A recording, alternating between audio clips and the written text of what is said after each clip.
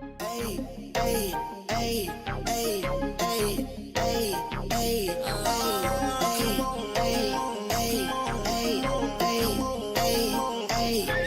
I just wanna have fun. Come and pick me up, meet me at the spot.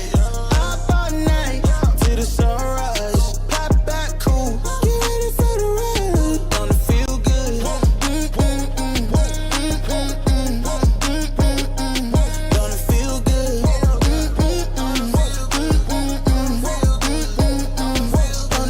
Holy moly, guacamole in my pockets. What a blessing. Got it on me, I got options. Real stepper, check the shoes, get it poppin'. Eating good, feeling good. Where my hopping done at? Put it on a plate with some lemonade. That's the way we did it in the old days. Back then, mama said, get up, walk on play. But you better not come home like this. Street life, we was young racing. Carefree was the best time. Fast forward, daydreaming about the next time. When it's gonna happen again, cause I just wanna have fun. Come and pick me up, meet me at the spot. Up all night till the sunrise. Pop back cool, get ready for the ride. Don't it feel good? Don't it feel good?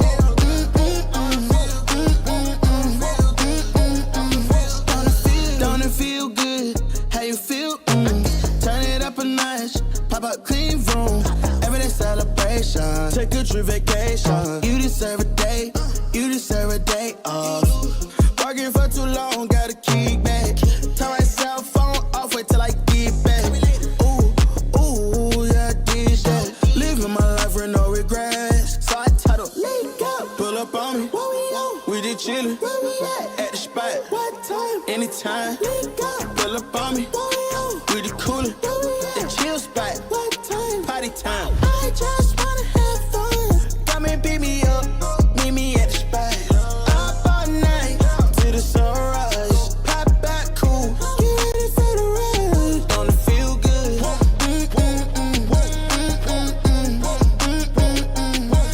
feel good? Don't it feel? He's simply ravishing.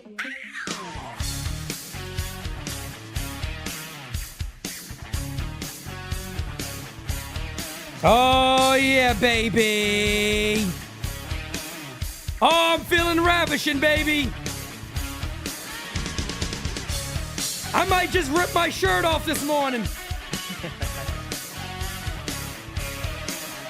Oh, yeah. Nothing like winning, baby. Nothing like winning. No sir, no sir. Now, this song is sexy right here. This song is sexy. Come on. Francis Fridays, baby. We're feeling ravishing.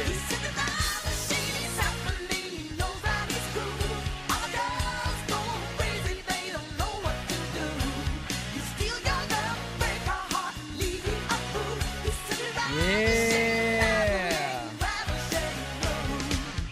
Through the curtain, they'll be right on time. Good morning, good morning, good morning, good morning, everybody, and welcome to All Rise and a little bit of shine, because we are going to get you guys ready for a West Coast trip coming up for the New York Yankees, but we got a lot to talk about today. Kev Boogie says, swivel them hips. That's exactly what you got to do. You got to go out there and swivel them hips. Of course, Francis provides hip replacements if anybody's interested. That's all right. If you swivel them hips a little bit too hard, your boy Francis Lee got you. You already know. Happy Friday. Happy Friday.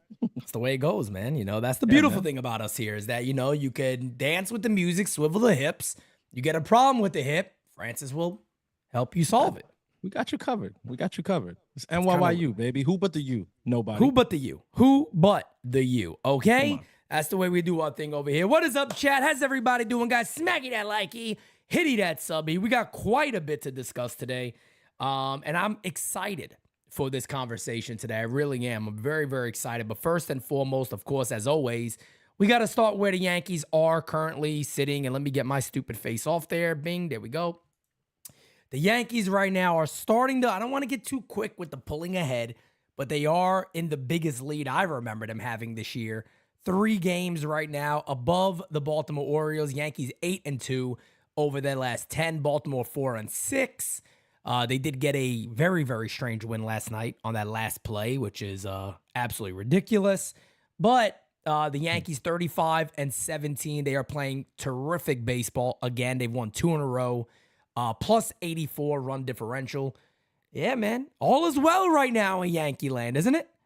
Oh, yeah. Not too much to complain about. So, Nope. For all those with with the narratives out there about the complainers and stuff like that, there are people who aren't happy unless they're complaining, though. I will say that. Yes, so that is they'll true. find something. But That here is at the true. U, baby, I mean, listen, man, I watched NYYST last night. You know what I'm saying? The good. vibes are high.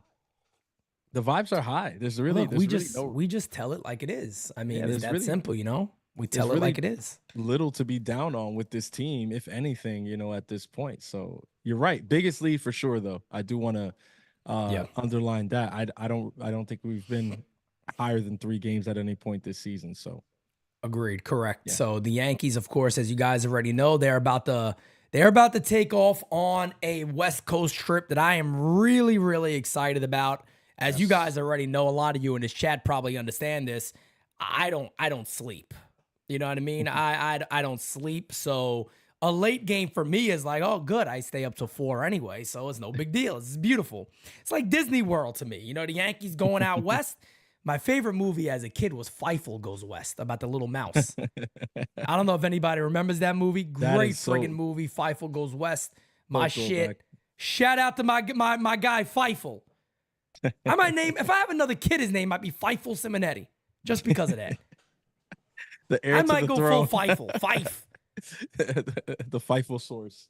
The Feifel source. The Fife. Feifel source. It just comes off beautiful. Fife. Fife. Nickname Fife. Damn, man. R.I.P. Fife, Fife what? dog. Yeah, man. I didn't have that on my bingo card talking about Fife this morning, but hey. No, me either. it's all Not at all. rise. But this It's all is rise. this is kind of what we do, and it's a little different when it's Francis Fridays. I got to be honest, which is a little different. It The really is. vibes, But yeah. let's you talk gonna about the current Rookie of the Year in Major League Baseball. Arguably one of the top contenders for the Cy Young Award, the one, the only Louis Hill.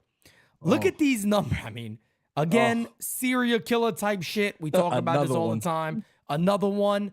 55 innings pitched, 70 Ks, 2.11 ERA. The dude is 6-1. What the hell else can we say about the start that Louis Hill has got off to? I don't know what to say. Yeah. No, I mean, there's really the only thing that we can say at this point is that he is outdoing anything that anybody could have expected for him coming off of Tommy John, coming back from an injury, not pitching, last season. Like, this is phenomenal. His production has been everything and more. He has been an ace.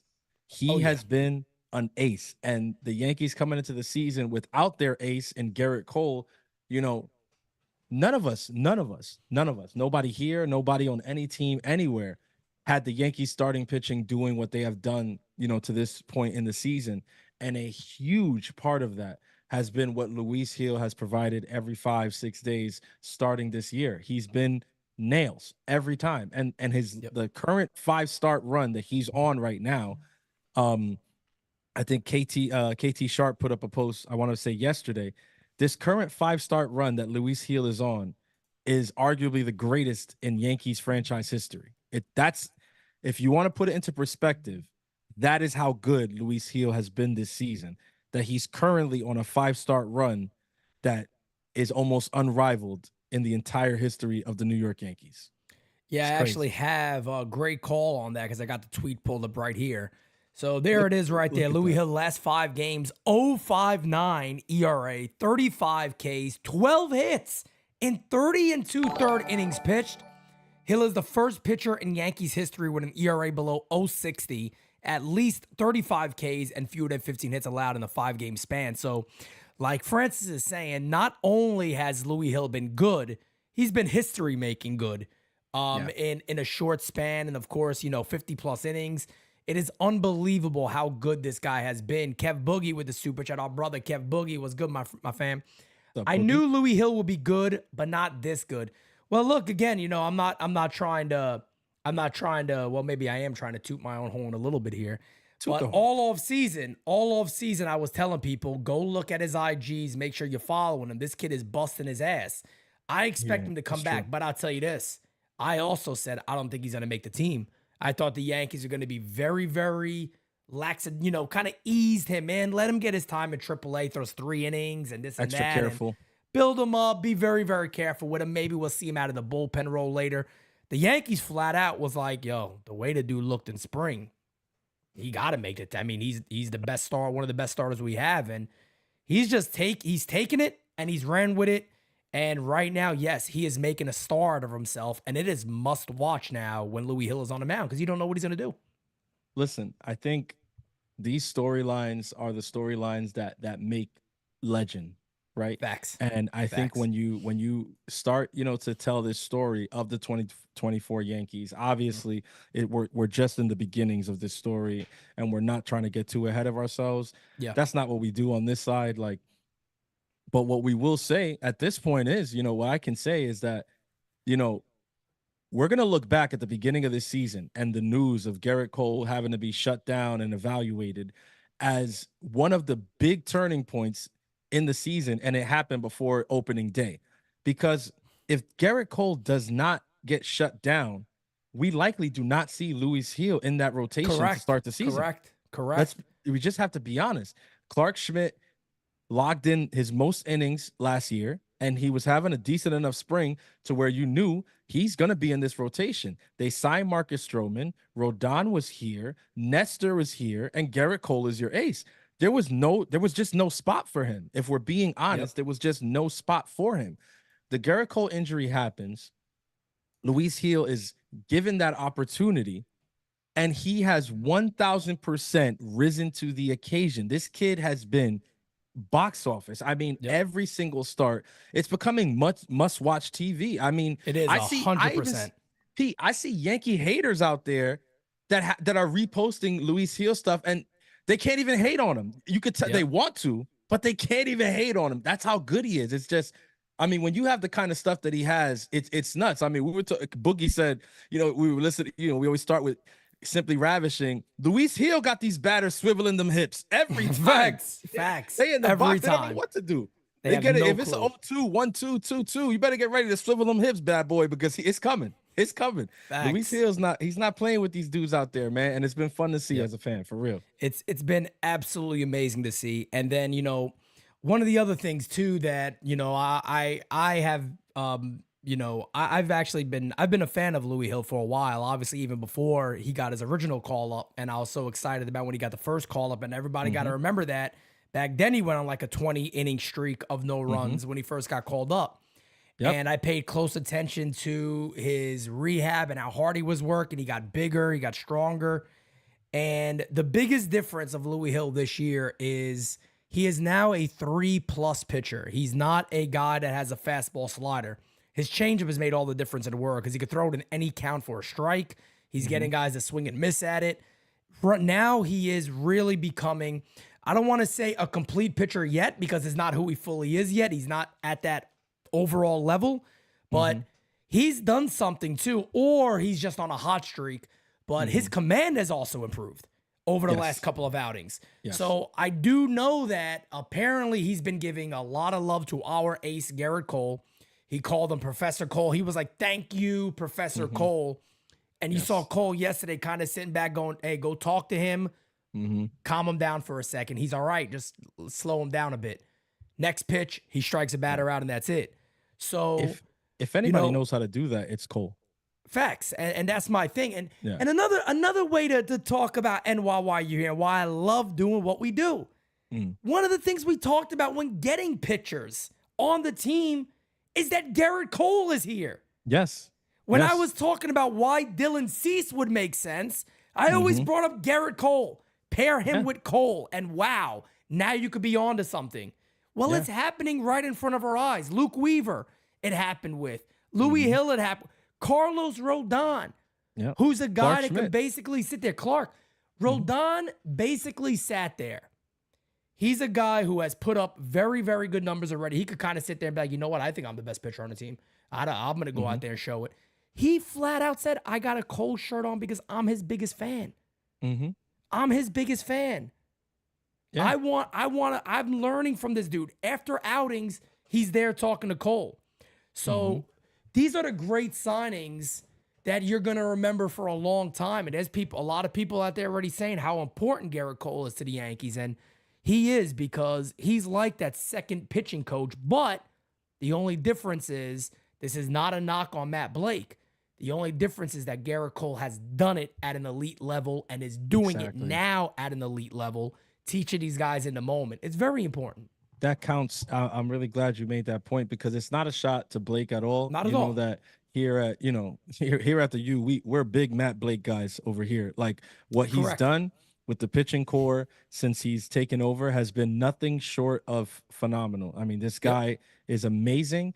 I love his philosophy on the game. I love the way that he seems to foster relationships with guys. I love the way that he seems to have, the ability to communicate with whoever it is. It's not that I just see Blake being able to communicate with guys like Cole or Rodon. Even when him and Rodon have the slip ups, it looks like that's behind them. I love that for them. But he can communicate with the younger guys, your Clark Schmidts, your Luis Heels. That's big. But the point that you're making about Gerrit Cole cannot be understated. When you're a guy, you're a player, you're going out there, it just means different. It means something different when the guy coming to you is a guy who's been to war also. You know what I mean? Like, that's why I said with Luis Heel, who better to look at Luis Heel and say, yeah, he needs a second, maybe go slow him down, than Gerrit Cole, because it's not easy. Like, to talk to Luis Heel is not the easiest thing. Why? Because not just anybody knows what it's like to have that kind of stuff that Luis Heel has, that kind of fastball, that kind of slider, this kind of changeup, that kind of dominating, overpowering stuff. It's not just overpowering for the hitter. It's overpowering for the pitcher too. That's why you see the control issues sometimes. His stuff is so good. Even he doesn't have control of it sometimes. I was saying that. I was saying that on the live the other day. Yeah. Exactly. Yeah. You know who else knows what that's like? Gerrit Cole. Yep. Cole knows what that's like. So he's the best guy to look at Luis Heel and say, just give him a second here. Like, he's telling Rizzo, like, just go and slow him down. Like, you don't even got to say shit to him. Just go towards him. That's going to take him out of his rhythm for a second, but it's going to slow him down. He needs to just slow down. Gerrit Cole knows that. And I love that Gerrit Cole's doing that. And listen, when you pay a guy like Cole, it's not just about what he does on the field. It's about this. Exactly. And that's why it's so important. That's why he's so valuable and important to this team. And I know everybody wants to talk about the whole what's going to happen. I don't want to talk about that, to be honest. I really don't want to talk about what is going to happen in the future. I want to live in the moment right now with Louis Hill and what he's doing, and the fact that the New York Yankees, I think the lowest ERA on the team on the rotation is like 3.29. I think that's Nestor. I think Nestor's at 3.29. The highest one. I think that's what I'm saying. I think the highest ERA is Nestor at like 3.29. I think Stroman is back to being under 3. Rodon is at like 3.22, I think. Let me see. I'm actually going to double check right now for everybody. Let's see. We'll check this in a moment, because, these guys deserve this type of credit for how good they've been. And I don't want to get this wrong, because I think it is valuable to prove, when that decision does come, it's going to be tough no matter what. No matter how you feel about it, it's going to be tough. Yeah. So, the highest ERA on the Yankees pitching staff, who the hell would have thought this? 3.29. It is May 24th. We're almost 2 months into the year. If we sat at the round table before the season began and somebody told us that, we would have said, look, I think they have a chance of being good. They could be also really bad, but there's no way that's true. There's no way the highest ERA out of 5 guys is 3.29. There's no way. Pete, you could have told me that was going to be the lowest ERA, and I would have signed up for it. Yes, 100%. I'm just being honest. I'm there with you. Somebody is anchoring the staff. That's good to know. Somebody's leading the charge. Somebody's got a 3.29. All right, so somebody's doing all right. Yeah, that's the way we kind of would have felt about it. Felice, no, this is Francis. That's not Kev. This is Francis, not Kev. Good morning, Felice. How's it going? How you doing? Anyway, Nestor Cortez 3.29, Louis Hill 2.11, Carlos Rodon 3.27, Clark Schmidt's 2.59, and then Marcus Stroman 3.05. I forgot he gave up that one run when he came back out. But man, oh man, I mean, again, there's so much you can talk about when it comes to this rotation, but they have just been truly, truly amazing. What a staff they have. And again, I just want to live in a moment of Luis Hill and what these guys are doing right now. Things could be very, very different in 2 weeks, 3 weeks, who knows? But as it stands right now, the Yankee staff, I feel comfortable every day they're going out there on the mound. They got some big pitcher matchups coming up against San Diego that's going to be really interesting. Mm-hmm. But they're awesome right now, man. They're at a high. They're at a very, very high. Yeah. I mean, there's really no better way to put it than what you just said. Having that feeling, having that confidence every game, it's been a while. It's really been a long time since I can say that, as a Yankees fan. I feel like even on some of the teams that, I did feel good about, it wasn't every day of the week. There was always those 1 or 2 days where it's like, oh, this guy's going. Okay, let's see. You know what I mean? Like, hopefully we score a lot. But this season, it really hasn't been the case. And let's, we've given praise to the guys who are, the top of this rotation, but let's give credit where it's due to that 3.29 being the highest ERA in Nestor Cortez. And Nestor, yeah. Listen, you're only as good as the weakest links of the team. Okay. Yep. If Nestor Cortez is the weakest link in this rotation at a 3.29 ERA, we are freaking balling right Facts. now. Okay. We are balling the F out for real. Yep. If that is our weakest link in the rotation, there are teams right now who are begging for a 3.29 ERA in their rotation. 100%. Okay. That 100%. Is our worst ERA right now. Like, the Yankees are balling, bro. They're pitching.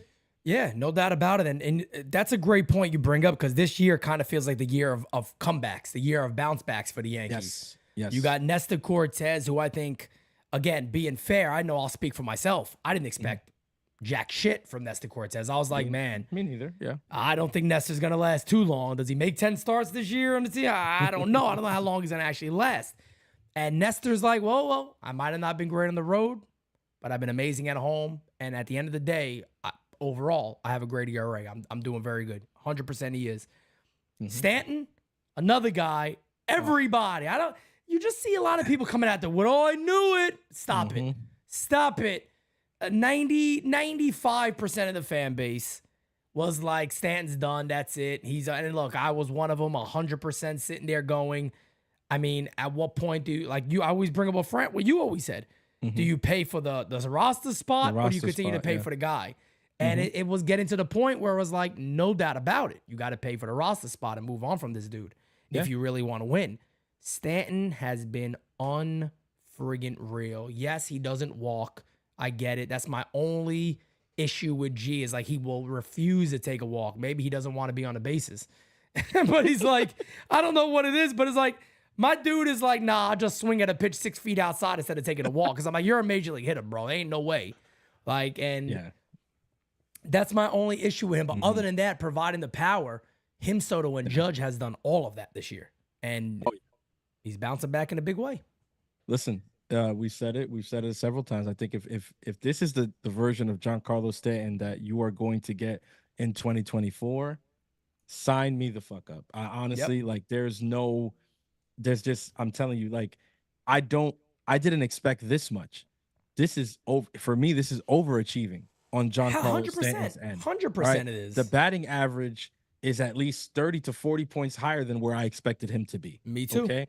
The power numbers. Yes, I know that Giancarlo Stanton is a power hitter, right? But I expected him more to run into one every now and then, not, get hot and stay a little bit consistent with his power. Now, we know Stanton is streaky that way, but last season, it seemed like even the streakiness was kind of gone. Correct. And that's what scared me, I think, as a fan. Was just like, wow, like, I was just kind of waiting for him last year to go on one of those tears and say, okay, it's still in there. But when it looked like he was, it would always just go right back to being cold. This year, he's had some slumps, but Yep. he breaks out of it, and then he does what he's been doing. So, I mean, listen, if this is the version of him we're gonna get, Pete, this offense is definitely gonna be one of the best offenses in baseball when it's all said and done. There's just no two ways about it.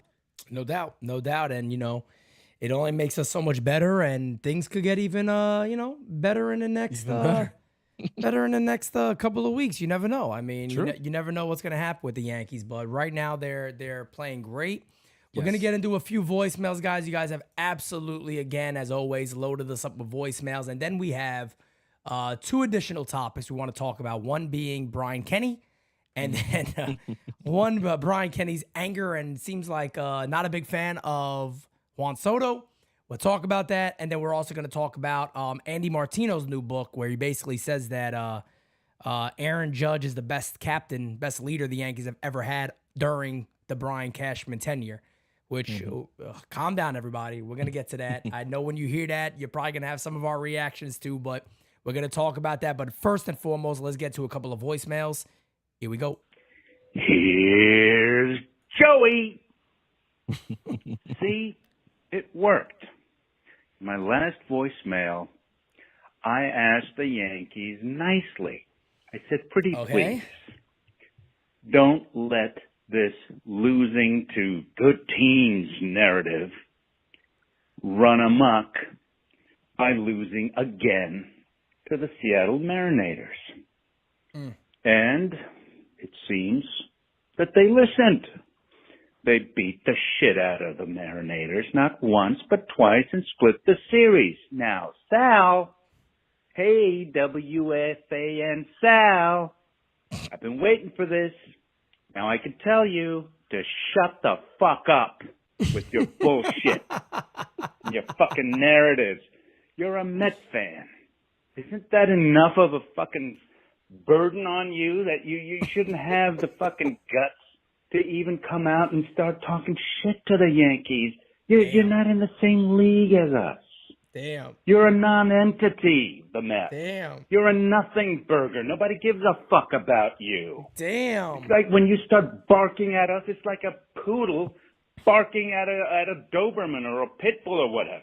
Damn. We don't even take notice until you start to get a little irritating, and then we have to, put you in your place, and that's what the Yankees did. So now you can shut the fuck up, okay? So shut the fuck up.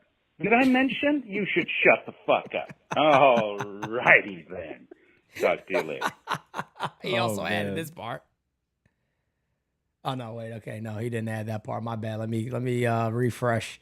Let me refresh the voicemails real quick. We're gonna continue it on, but yeah, man, look, I don't have nothing else to say about Sal Licata. I think Sal Licata is actually a smart dude. I think he knows what he's doing. I don't think he's. I think he knows what he's doing. I think It's truly. clickbait. Yeah, I think truly in that regard, it's getting more eyes over. I don't know about ratings of WFAN. I don't know how they're doing. I don't know if they're struggling. I would be ignorant to talk on that because I do not know. But it is kind of the type of stuff coming out from over there. It makes me feel like maybe the show's struggling or something and you're trying to get more eyes on it or more recognition or more people talking. Or again, just trying to build up your own star, so to say, because you're getting the tweets. And yeah, Yankee fans are, of course, retweeting it. I get it. I don't know exactly what it is, but it's a mess. I think that's exactly what it is, and I'll take that a step further later on when we get to the Brian Kenny stuff, because I believe that Perfect. I believe that they're in cahoots on that. Interesting. Yeah, I do. Let's keep it going. Let's fucking go, baby. Let's fucking go.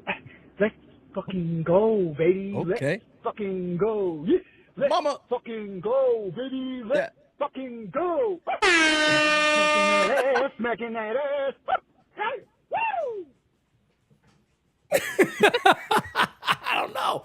This is NYYU. I have no idea what that's about, but guess what? We smacked that ass, I guess. Yeah, hey, I'll take it.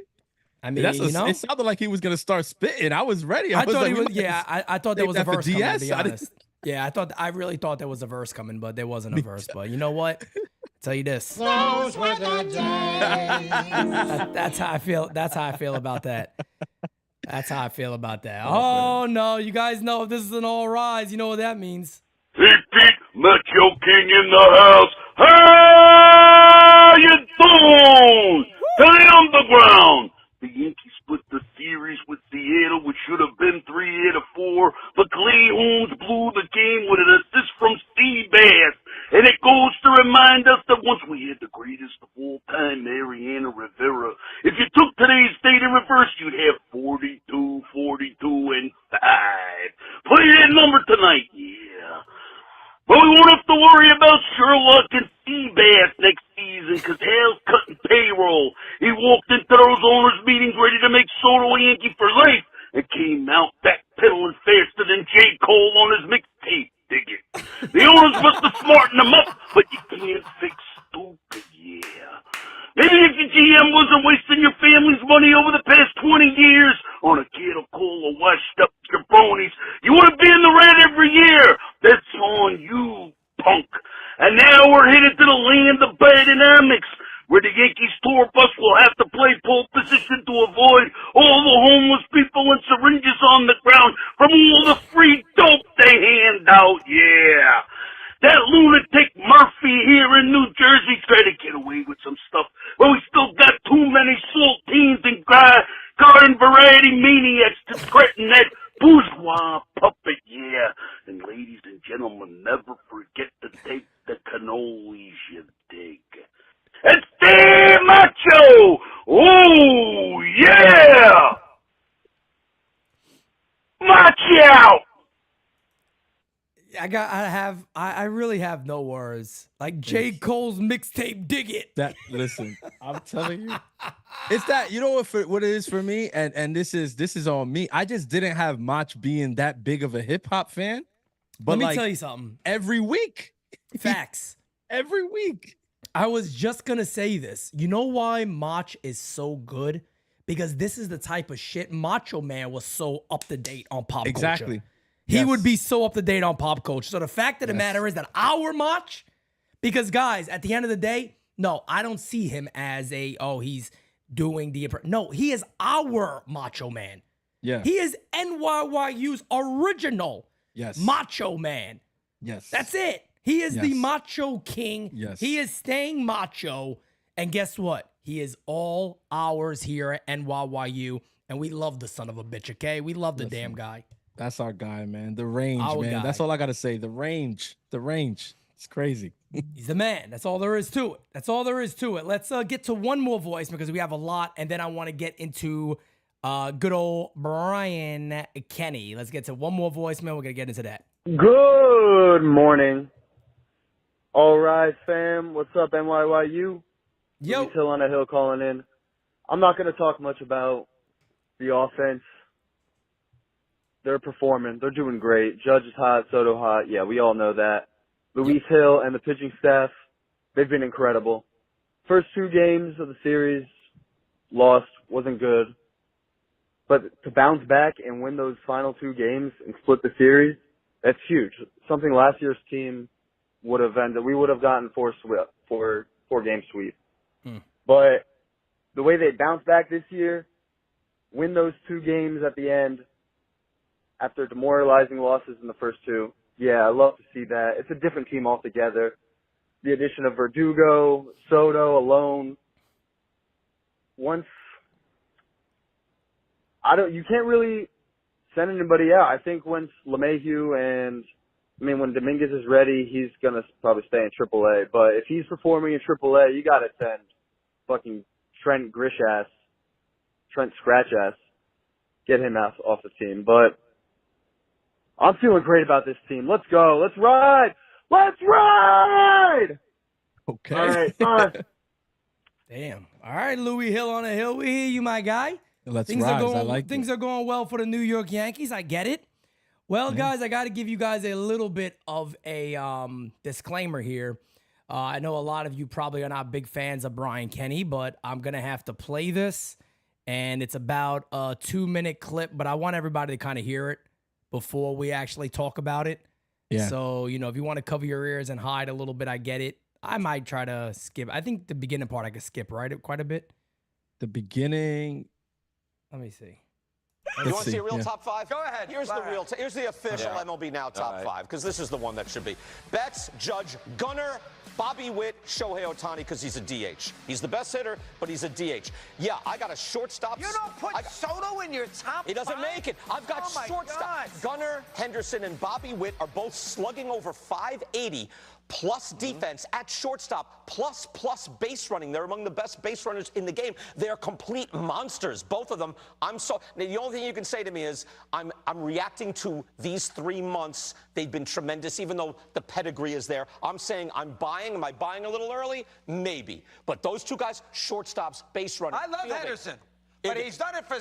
Come on, you're gonna put him over Juan Soto? Yes. You can't do that. Hey, right now. See, I interpreted it as Soto, at the moment, so maybe I misunderstood. All right, let me just say, in a trade scenario, you can have either guy for, like, I don't know, 1 year, 2 years, 3 years. Like, this is the best part. Immediately. Yeah. Gunnar Henderson or Juan Soto?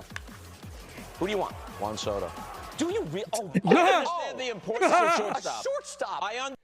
I'm going to stop it right there because that's basically the conversation right there, right? Again, this is the same guy, folks, that basically said in the offseason that Juan Soto's a horrible outfielder. He's the worst of the worst. He's terrible, can't play. And yeah, that narrative did kind of run among a lot of people out there. It wasn't just Brian Kenny, so I'm not going to put that only on him. But I want to show something real quick before we get into even more. Soto is an actual, right now, he's an above average right fielder. He has been an above average right fielder. And again, you look at everything else, he has been unbelievable. So again, to me, this just once again feels like what you said before, somebody looking for a little bit of attention. I cannot stress this enough. I'm going to say this to you guys in the chat. I hope that you guys share this with all of your loved ones who are Yankees fans so that you can understand a little bit what is happening with strange man Brian Kenny, okay? He is strange. Brian Kenny is a strange man, okay? And I will repeat this several times. He is a strange man, okay? Don't take my word for it. Google Brian Kenny talking about Juan Soto over the years, okay? It's a lot. There's a lot of stuff out there. There has always been something. There's always been something, the defense, the whatever. But there's also times where he has heralded Juan Soto as being the greatest, one of the greatest, things like this. All of a sudden, after Juan Soto is traded to the New York Yankees, it seems as if Brian Kenny has made it his life's mission to discredit the greatness that is Juan Soto. I mean, he couldn't start speaking about Soto's poor defense soon enough. As soon as he became a Yankee, I think the first words we heard from Brian Kenny was how it wasn't going to work. Basically saying that, I don't see how Soto's going to make all that big a difference on the Yankees. Yep. Bringing up the defense. I remember. Bringing up the defense, speaking about him like this guy was unplayable in the outfield. Exactly. As a 25-year-old, he spoke about him defensively as if he was unplayable. He spoke about him like we were talking about Prince Fielder or something, or like David Ortiz in the end of his career. Just somebody you just cannot put out there. It is a liability. You cannot do it. It should be illegal to play them out there defensively. Exactly. This is how he has spoken about the generational Juan Soto, okay? Brian Kenny, ladies and gentlemen, is a strange man. And he conducts a strange show, okay? And when people conduct these strange shows, let's get into the numbers and let's see what the shredder has to say about this and that.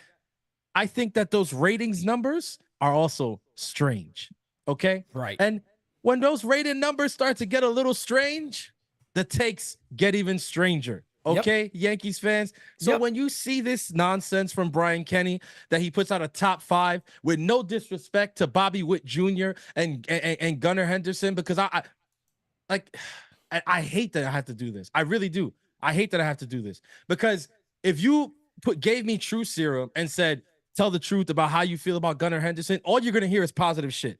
I love Gunnar Henderson. Yeah, and everybody knows it already from me.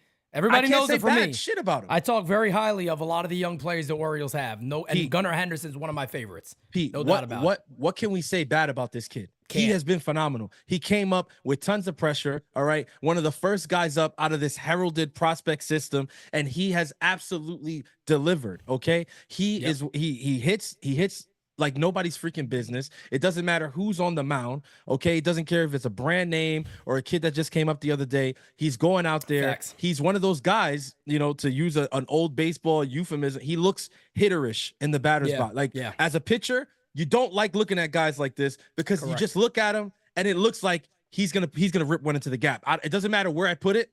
Either I walk him or he's putting one into the gap, or worse, is going into the seats. I don't want to throw a shot at him. I don't want to throw a shot at Bobby Witt Jr. But when you make a top 5 and you exclude Juan Soto, you give me no other choice. Agreed. What has Gunnar Henderson done to this point to prove to you that he is a better player than Juan Soto? The Juan Soto who won a World Series before he could legally have a drink in this country. Yep. And on top of that, to be fair, if anybody wants to bring up WAR, well, he's a shortstop, so he's going to have an advantage. If he's a good shortstop, his WAR is going to be higher. He's going to get way more. One, he's going to get a lot more chances and a lot more plays to be made to up the defensive metrics. Yeah, but overall, that's the point that Kenny made, the shortstop point. Correct. That's what he's trying to say. Well, he's a shortstop. He's okay. Well, what does that got to do? One, that doesn't have anything to do with anything. And on top of that, if Brian Kenny wants to talk about the year, Soto's having a better year. I mean, Soto's having a better year. There's no denying it. Again, I'm not, this is just a little murderous page. They're both it's great. Right there. But there's a big difference. There's also a big difference from very, very, very, very good to an elite player. To great. There's exactly. There's a big difference. It's good to great. It's good. That's good. On your screen right now, you're looking at good. That's great. That's the difference between good and great, ladies and gentlemen. It's not to throw a shot at this kid. Okay. And that is not the intention. The intention here is that we're just simply saying, whether you want to talk your talk, you want to have your opinion, by all means have your opinion. But it's not going to be that we're going to sit back and just go, all right, no problem. Your opinion is wrong based off the stats. Your opinion is wrong. Average and on-base percentage, it's not close. All right, look, Gunnar Henderson got homers this year. There's not a big difference in slugging. I think there's not a big difference in OPS. I think Soto actually has a better OPS. Mm-hmm. But at the end of the day, I mean, you're looking at two very different players. Gunnar Henderson is exactly what the Orioles need. Exactly. Juan Soto is exactly what the Yankees need. But if somebody were to come to me and go, and they actually did that, I cut it off a little bit, but as you guys heard, Bob Costas and Mad Dog Russo are both like, for 1 year, I want Soto. I mean, I don't know how this is even a conversation. I want the more sure thing, which is Juan Soto. Mm-hmm. If I had to build a club, I'm immediately going to, in my opinion, who is the best player overall? Well, I'm going to go to Soto, and maybe this is a little bias. I agree. I admit to that. I am going Soto, Judge, and then I'm looking at a couple of the guys over there in L.A. Those are the guys I'm looking at. On-base percentage, average, power, all of that stuff. You got a very, very high level of elite players. I'm sorry. Love Gunnar Henderson. I do not put him there yet. I don't put him there yet. He's going to be there. He could very well be there. I don't put him there yet. Yeah.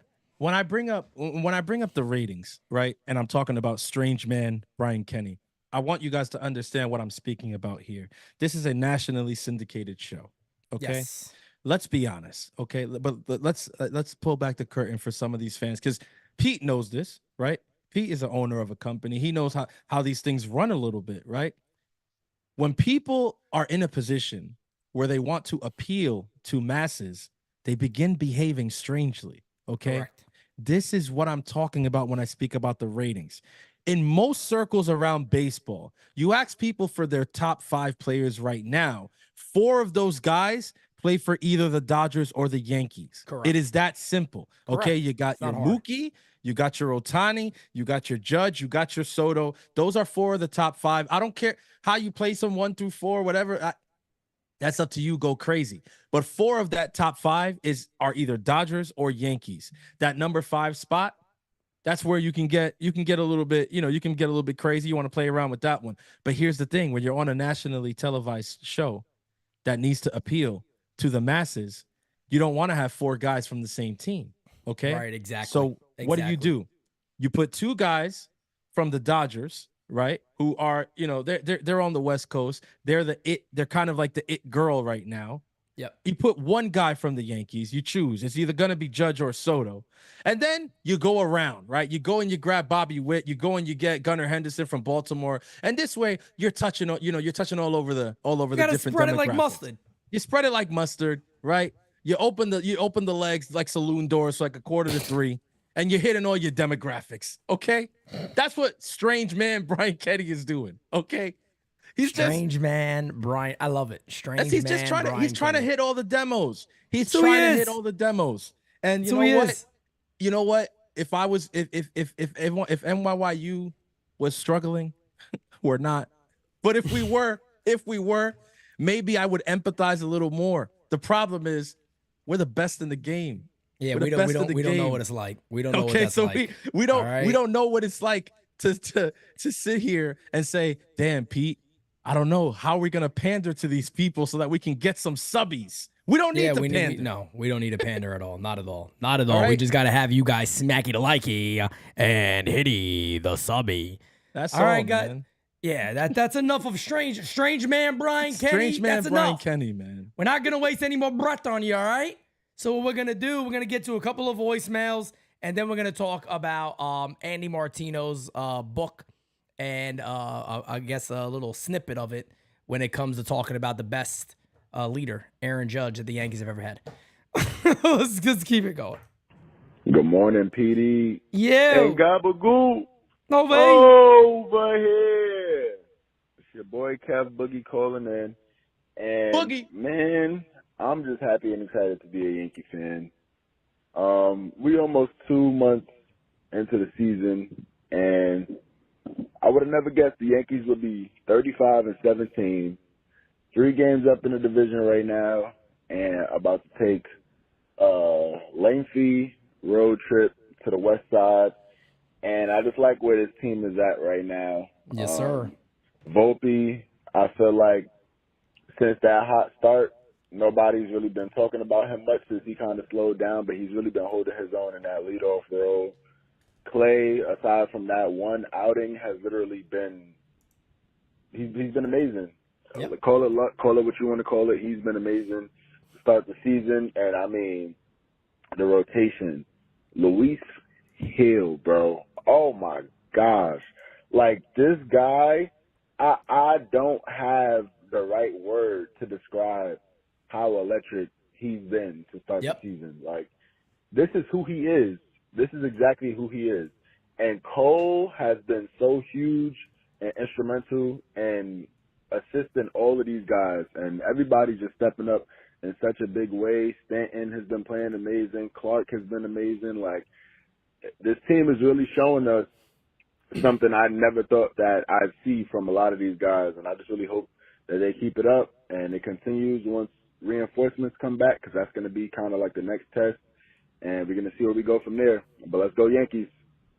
Yes, sir. Appreciate you, my guy. A lot of great points touched on. Of course, with how good the Yankees are doing.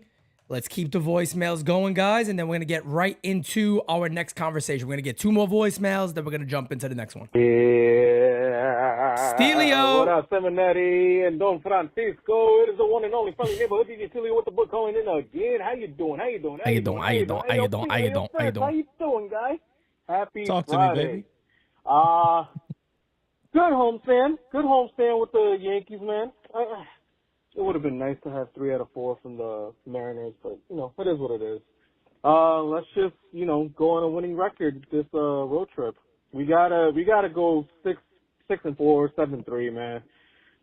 Yeah, I just don't see. I cannot see them losing, you know, to any of these teams, even though, you know, they can be a little tricky. You know, it is what it is. It'll be interesting to see Juan Soto back at San Diego. I want to see how the crowd reacts to him. Maybe they'll cheer him, maybe they'll boo him, but they gotta understand, man. The Padres, they had to trade Juan Soto because they could not afford to sign him. But guess who can? The Yankees! The Yankees! Hey, man. Before I go, let me hit you guys with a little jokey joke. Okay. This is stupid, but I'm sorry. What kind of sugar does Lady Gaga put in her coffee? Rah, rah, rah, rah, rah. Gotta go. Peace.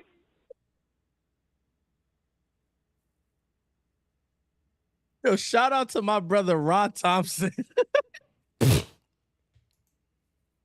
Yo, Stelio, you have a book. You're a rare breed, my guy. You are a rare friggin' breed. We got my guy Bernard. Thank you for being a friend. Bernard said Anthony Volpe is top 10 WAR. He's not having a good season, but a great season. He's become what a leadoff batter should be, a spark. Come on. No doubt about it. He has been very, very good. He's been, he's had his bits of his ups and his down a little bit. Now he's back on an up. And yeah, he's kind of, steadied himself out, and he's adapting very well to the leadoff spot. And I think one of the best things the Yankees have done this year is kind of maintain and stay with what they want and leave it the way it is.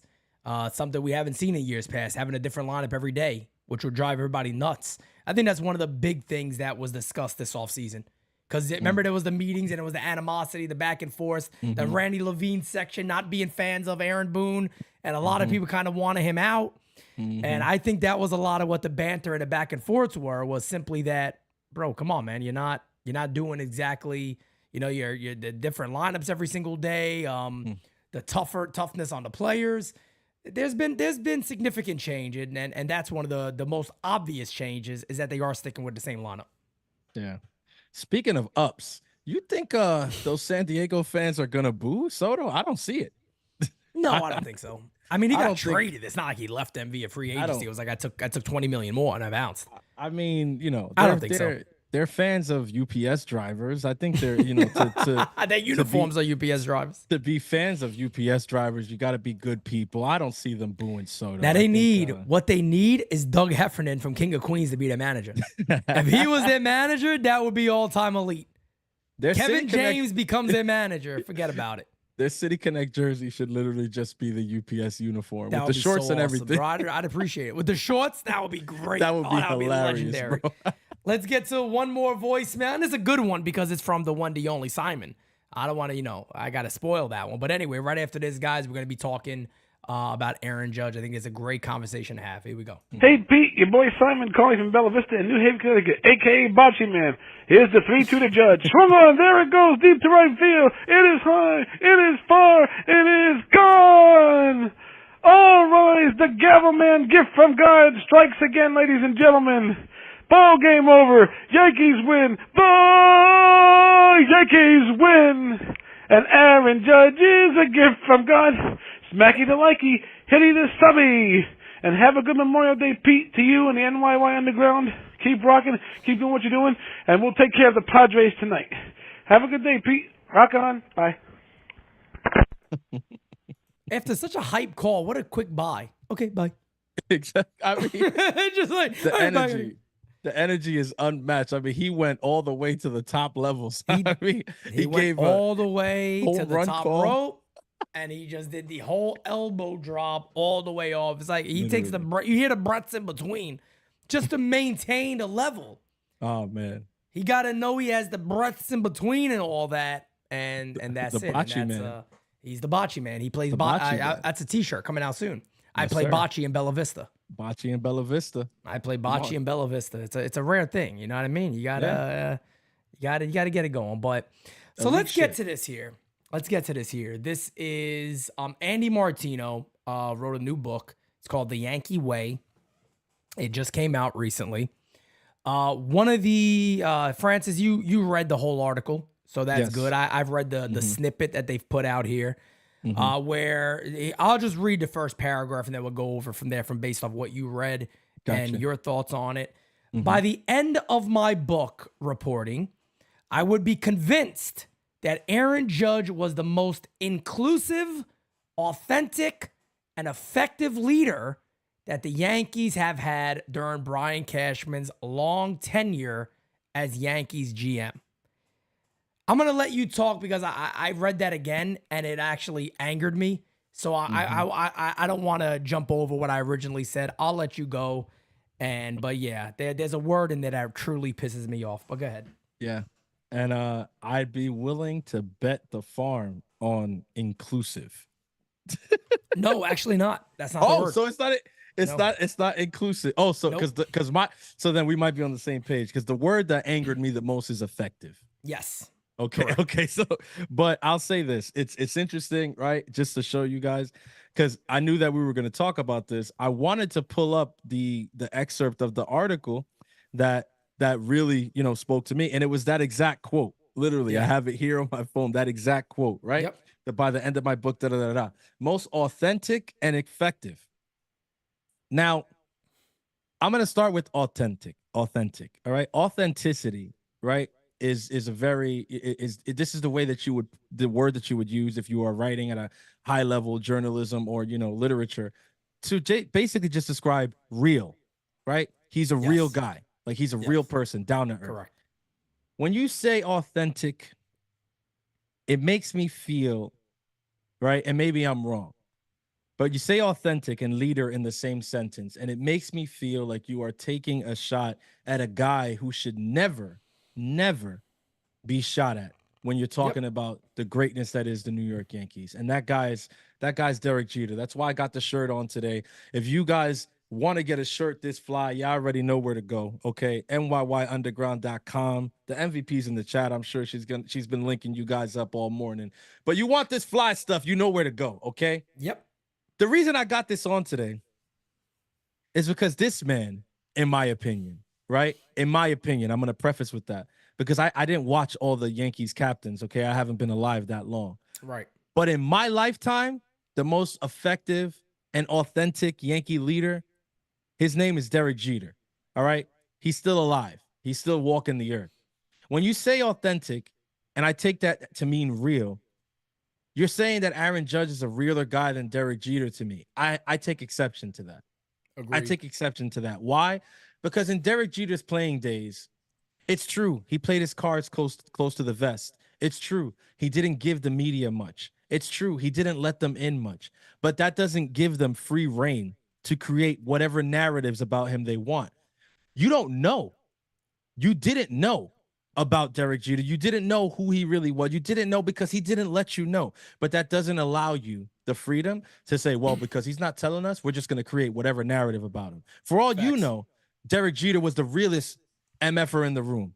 And for me, in my opinion, for all intents and purposes, the guys closest to him, the way people spoke about him, you guys saw that documentary. He seemed like a pretty real dude, if you ask me. Like a real man. Correct. And I think the issues that people had with Derek Jeter stemmed from how real he was. If you want to really talk about authenticity, I think the issues that anybody had with him had to do with just how real it could get between you and Derek Jeter. Yeah. Because Derek Jeter's bottom line is the same bottom line that we have here at NYYU. It's the same bottom line that a lot of us Yankees fans have. But you see, our group of the fan base, we've been kind of cast off to the side, right? Marketing, they're no longer really marketing to us. Correct. And to their credit, I kind of understand it. Yep. Their brand doesn't necessarily speak to this part of the fan base. You see, because this part of the fan base is concerned with one thing and one thing only, and that's winning. Yep. That's being the last team standing in November. That's being the team holding the trophy. That's being the team on the field when it's all said and done. That's the only thing that matters. Bingo. But when your brand has strayed away from that the last 15 years because you can't even get to a World Series, let alone win one, you got to start, shifting the marketing. And I get it. I get it. Because at the end of the day, it's a business. Yep. Baseball is a game. Major League Baseball is a business. And nobody understands that better than us. So I get it. But this is egregious reporting. That is egregious reporting to say that. Yep. Right? Facts. It's an opinion. It's an opinion. Not a fact. But to me, it's egregious, right? And I gave Martino credit because I liked a Judge quote later in that article. So I say good work by Martino here, getting that quote out of Aaron Judge when it came to, why he was doing, I'm not going to give it all away. You guys want to read it, you go read it. He's posted it up. But, he asked Judge about why he was exhibiting certain behaviors, trying to defend his teammates. I like the way Judge responded to that or whatever. I'm all for that. But was that the Gary Sanchez thing? The Gary Sanchez yes, thing. I read that too. And Judge being, Judge but he was like, I only care about the people in the clubhouse. I don't care about all you guys, and I'm going to keep standing in front all day. Literally. I respect that. He said, I don't care about anybody outside this room. And I mean, shit, that resonated with me. Correct. For a captain. That felt like captain shit. That felt like leadership stuff. He also spoke about being able to adapt as a leader. I think that's big in today's game. And I give him credit for that. But again, I want to stick to that beginning quote because that's the part that I took exception with the authenticity and the effectiveness. And I'll finish with this because I'm sure Pete is going to really hammer that part home. So I'll just say this about effective. You want to talk about effectiveness to me. When I look at the effectiveness of a baseball player, I go to the numbers, okay? I want to see what those numbers tell me. What's the guy's average? What's his home run? What's the OPS? What's the on-base percentage? How effective has he been for this team, okay? And in that effectiveness, if the guy's been effective, chances are he's a winning player, right? Yep. He's helping the team win games. And you win games so that you can get a better position in the division to possibly win the division and then go to the playoffs and win a divisional series and then go from the divisional series and win the championship series and go from that series to the World Series and hopefully win the World Series. But when you talk about effectiveness and say that this guy has been the most effective with no World Series wins. Insane. I'm sorry, but Francis Lee's going to have a problem with that. Big time. I love Aaron Judge. Me too. He is our guy. He is the captain, okay? And he is completely tearing the cover off the ball right now. I don't have anything bad to say about him right now. But what I will say to Martino is, in my opinion, you can't be the most effective leader if you ain't won shit. Don't talk to me 100%. about don't talk to me about the other stuff. I know Pete's going to get into that, so I'll leave that. But you just, bro, if you're not winning rings, then I don't know how you're more effective than Derek Sanderson Jeter. Yep. Period. There are certain words that correlate with one another. Okay? I talk about this a lot, and unfortunately, the fact of the matter is that there's a large portion of this fan base now that are adults that have never seen winning. They do not know what it is to be a winning club. So a lot of these new guys are now, why is there, it wouldn't have been as great to say Derek Jeter is the greatest leader the Yankees have had under Cashman. You know why? More people want to hear about Aaron Judge now. We know about Derek Jeter. So it's a smart thing to sell. It's a great quote to push because these are the kind of comments and reactions you're going to get. But when I hear the Yankees, and guys, you guys have heard me say this many times, I like to use the Yankees' words against the Yankees. When they say things like, the win and loss record doesn't matter as long as the process is in place. Well, if you have a good process, the wins and losses would matter because there would be an effectiveness to that process, which is a way I can come in and measure your success by winning. That's the way it's measured. When somebody comes to me and goes, that guy right there, there's two of these guys. You see both of them? That one right there is Derek Jeter. That one over there is Aaron Judge. Now, in my opinion, this is just some random person talking. The guy to the left, Aaron Judge, I think he's the most effective captain that I've ever seen from the Yankees. I would simply go, interesting, really. What has he won? I'm trying to measure. Can I get a measurement of this? Is this just in people's what you see, quotes he's made, things you great, that's beautiful, that's wonderful. But what is the measure here of him being an effective captain? Are you simply just saying that it's like Aaron Boone being a great manager? Everybody likes him? Great, that's awesome. I'm very happy that players want to play for somebody because they like him. But what's missing that they haven't won? Now, if I look at Derek Jeter, again, I can simply go, Derek Jeter's effectiveness is that he can hold a hand up with rings on it. 5 and of them go, things. I've done it. I've done it. I've won. Again, Francis, one of the greatest things I always talk about, I'm so happy you said this, is I say this to people a lot, and I do. I say this a lot, and I love that you said it because it's something I bring up. Sometimes people will say on Twitter and this and that, oh, Pete's this and Pete's that don't really watch us and know us. And I get people DMing me and they go, man, you're taking a lot of shit for this take. And people are saying this about you. And I always respond to one simple thing. I go, ask my team about me. They'll tell you about me. That's all I got to say. I always say that. Whatever you think on the outside, I don't give a shit because my team knows who I am. So whatever you think you can say, whatever you think you can do, my team, the people closest to me, will give you the real take. Just as we've seen guys that have had issues with Derek Jeter, come out and say, David Wells said it when I came in there. He had a meeting with me. You don't do that here in New York. We don't play that here. Alex Rodriguez had a very tough time. But people that want to sit there and go, oh, maybe Jeter was mean. Do you forget what A-Rod said about his best friend? Boom. Do we forget that? Was Jeter supposed to go with arms wide open? He did. He did enough to say, you're going to come here, let's win. And they did win together, to their credit. But A-Rod is the one today going, I was wrong. He was right. He was the leader. He was the guy doing this and that. Does every leader need a strong support? Yes, they all need a strong support system. No leader is out there saying, hey, you know, in not so nice words, fuck my team, I'll do it myself. It doesn't happen that way because you're not leading nothing in reality. Exactly. You can't. You should want a team that goes, nah, I'm with this dude all day. I'm with this guy all day. We're going to go get it done. That's the way it works.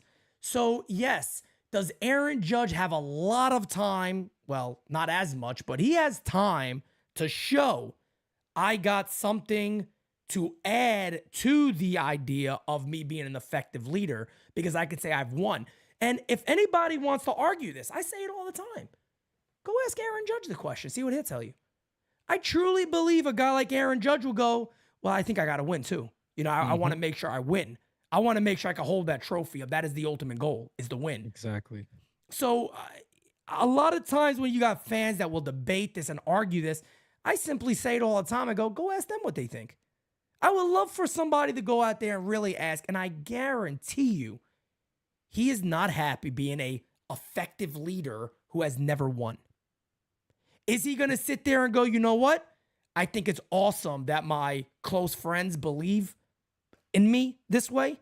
I think that's great. I would stand in front of any hate towards these guys and I'll block it and shield them from it. No problem. Any day of the week. But we have not won. And that is the most important thing at the end of the day. That to me tells somebody you were an effective leader. Inclusive and these words that are so utilized today that, gets you brownie points, whatever. That's expected because that's the world we're living in today. Oh, you got to be this, you got to be that. You can't just put a team together as we did. I didn't base it off of skin color. I didn't base it off anything like that. I put a great team together. Not all of them look like me, but we're a great team. So at the end of the day, that I look away from that, whatever. Like you said, adapting is very, very important because you do got to adapt to different type of people. That is very important. Kudos to Judge for being able to do that. Kudos for him to stand up to his team. But, and again, I don't want this to come off as, oh my God, I'm knocking Aaron Judge. No, not at all. I think even Aaron Judge would say, for me to truly be effective, I need to win. I think Aaron Boone would say, forget my win and loss percentage. I have not won yet. We need to win. Then we can talk. I believe in Boone enough that he would think that. So that's all I'm coming at it in that regard. There was a lot of good stuff there regarding Aaron Judge and the good that he does, but I can't get with he's the most effective leader under Brian Cashman when the other name is one of the greatest ball players and one of the greatest winners in sports history, Derek Jeter. I can't do it. Hall of Famer, Derek Jeter. Okay? Not unanimous because some cuck in Boston thought it would be cute to not give him the vote. Yep. But everybody and their mother and their grandmother knows that Derek Jeter is a Hall of Famer. Okay? Already. today. He is there, enshrined in Cooperstown. If Aaron Judge's career, God forbid, was cut short tomorrow, can you say the same thing? Is the home run record enough? Is the MVP enough? Are the winning seasons enough? We hear so much, Pete, about these winning seasons, 100-win seasons. Is that enough? Who remembers it, Francis? Is that Let me enough? ask you a question. And we noticed we lived during this time. Yeah. The Seattle team that had one of the greatest records of all time. Who remembers them? Who remembers them? But guess what? They have to if they remind won you. the chip, they got to remind you. Remember how great that team? Oh, yeah, I do. Yeah, I remember. When they got knocked out immediately? Oh, yeah, okay. It does it, guys. Winners are remembered. Exactly. Winners are remembered. And that is all. When you win and you're at the top and you can say, forget anything that happened during the season. We won. That's why a lot of people go, hey, look, that team won 89 wins. They won the chip. The Yankees to the year 2000, that was one of the worst teams of the dynasty. Maybe the worst team. 2001 might have been better than 2000. Probably was better. Probably was. But they won. So you remember that team more than the other team, more than 03.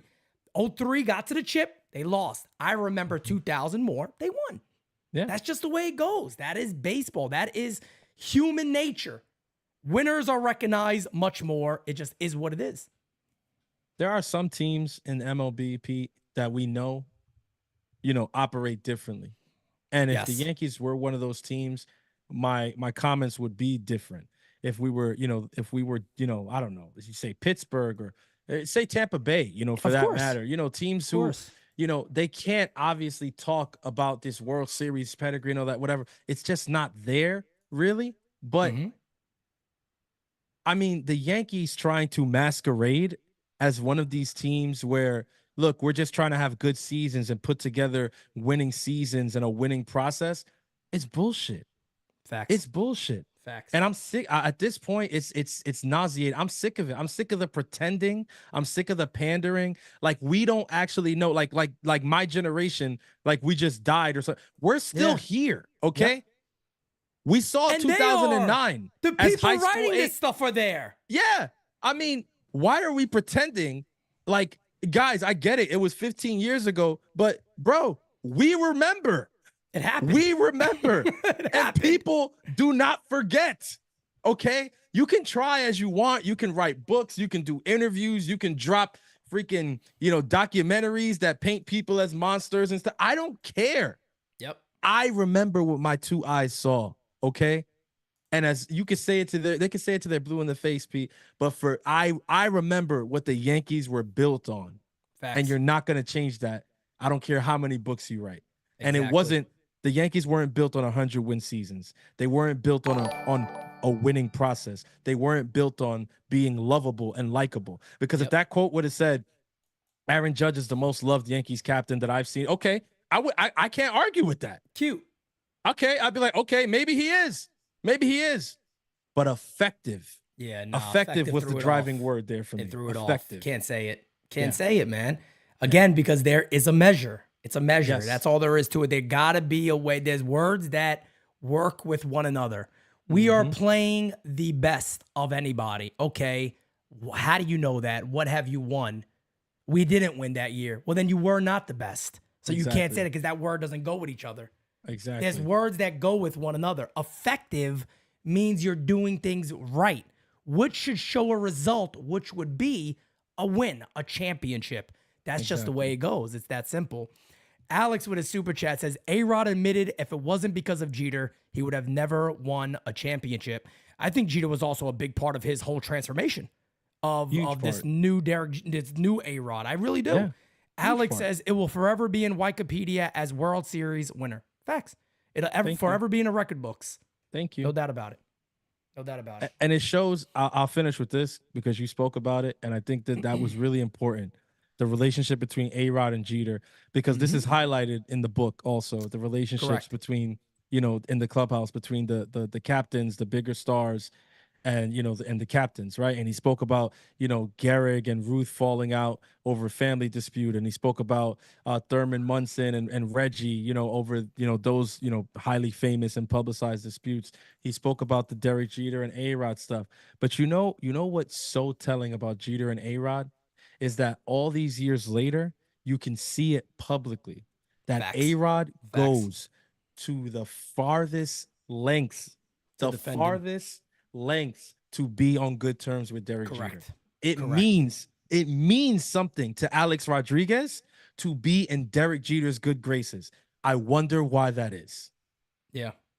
And the other thing too that is also special, I would say, is he also looks to defend Derek. When he was on MLB Network and they were talking about Volpe being the next Jeter, he flat out said it. Well, maybe if he made more contact, hit the ball without that big swing, maybe he could be like Derek. Exactly. And it was like just cut the shit. Stop. Yeah, shut like, up. what Shut are you up. Stop. talking about? Don't do it. Don't do that. A guy who sat next to Derek and saw Derek do it. It's Exactly. like, Not a knock on Volpe, but no. Don't. Let's not do that. Maybe if there's some change, then maybe your guys' comparisons would be fair. But let's not get ahead of ourselves here. Yeah. But guys, no, I really enjoyed this episode, man. This was a very, very fun episode. Again, guys, the growth of NYYU is amazing. We just hit 26,000, I think, about a week ago. Not even, maybe a little less, maybe 6 days ago. We're about to hit 27,000. So we're less than 200 subs away from 27,000. You guys are amazing. With the way we're going right now, 30K could come before All-Star break. So thank you guys so much for everything. Really appreciate it. Again, September 14th, right around the corner. If you have not got your tickets, get your damn tickets today. You need to. We want to see you all there September 14th. Before we bounce, Greg with a super chat. A common saying in the Army is words have meanings. Like you said, Pete, effective means how right you were doing. Yes, exactly what you were doing. Show me the result. It's just the way it goes. But facts. Guys, we're out. Great schedule, by the way, today. 8 o'clock. You have Bronx or Nothing, followed by, 9:30, 9:40 start time, whatever the hell it is. Yes. Game season live, post game. Nothing changes because we might have to stay up to 1 in the morning. What are you talking about, OV? What are you talking about, OV? We got you guys fun. It is going to be fun. All right, guys, we're out. Thank you for hanging out with us. Talk to you later. It's heavy. Yeah, I gotta keep it trendy on my soul. I'm the most selfish person that I know. Here we go, down the rabbit hole. Got a couple carrots around my neck. Self-respect, when you out of line, you put yourself in check. They don't hear me, they don't hear me though. Cycles going round and round and round like a merry-go. Stand for truth, or fall for any old scenario. That's why I keep my circle smaller than a Cheerio. Cause this the company you keep. Stay woke, please don't get caught sleep. End up sowing what you reap. Know your worth, and don't sell cheap. The ghost is inside of me, can't take it out of me. No matter where I've been.